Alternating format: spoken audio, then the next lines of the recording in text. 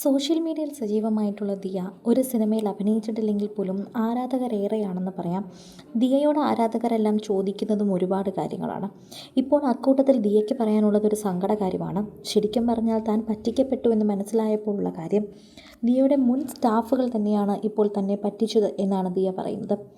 മുൻ ജീവനക്കാരികളായി വന്ന വനിതകളുടെ പേരാണ് ഇപ്പോൾ ഒരു വർഷമായി തട്ടിപ്പ് നടത്തിയെന്ന വിവരത്തിൽ ദിയ കൃഷ്ണ പറയുന്നത്. ആദ്യം ഓൺലൈനായി നടന്നിരുന്ന ബിസിനസ് അടുത്തിടെ തിരുവനന്തപുരം നഗരത്തിലെ തന്നെ ഒരു ഷോറൂം എടുത്ത് മാറ്റുകയായിരുന്നു ദിയ. അവിടെ തന്നെ 3 സ്റ്റാഫുകളുണ്ടായിരുന്നു. ആ 3 സ്റ്റാഫുകളും കൂടി പറ്റിച്ചു എന്നാണ് ഇപ്പോൾ ദിയ പറയുന്നത്. നിലവിൽ ഓൺലൈനായും ഷോറൂം വഴിയും വിൽപ്പന നടക്കുന്നുണ്ട്.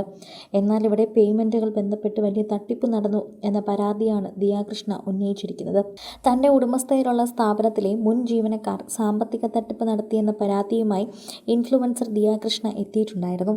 ഹുബായോസി എന്ന ആഭരണങ്ങളും സാരിയും വിൽക്കുന്ന ഓൺലൈൻ പ്ലാറ്റ്ഫോമിലെ ജീവനക്കാരികളാണ് തട്ടിപ്പ് നടത്തിയതെന്നാണ് ദിയ കൃഷ്ണ പറയുന്നത്. കടയിലും ഓൺലൈനിലൂടെയും കടയിലും യഥാർത്ഥ പേയ്മെൻറ്റ് സ്കാനറിന് പകരം ആരോപിതരായ ജീവനക്കാരികൾ തങ്ങളുടെ സ്വന്തം നമ്പറുകൾ നൽകി എന്നാണ് ദിയ പറയുന്നത്.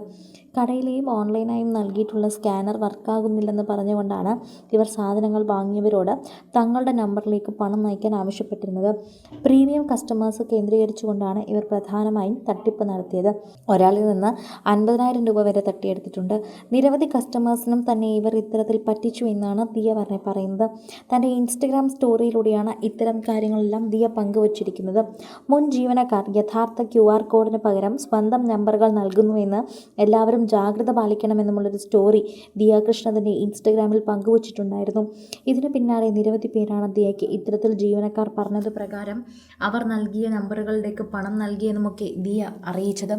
ഇതിൻ്റെ നമ്പറുകളുടെ സ്ക്രീൻഷോട്ടുകളെ തുടർന്ന് സ്റ്റോറിയും ദിയ പങ്കുവച്ചിട്ടുണ്ട്.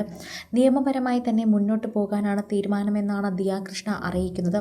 ജീവനക്കാരികളുടെ കൂടുതൽ വിവരങ്ങൾ വൈകാതെ പങ്കുവയ്ക്കുമെന്നും ദിയ അറിയിച്ചിട്ടുണ്ട്.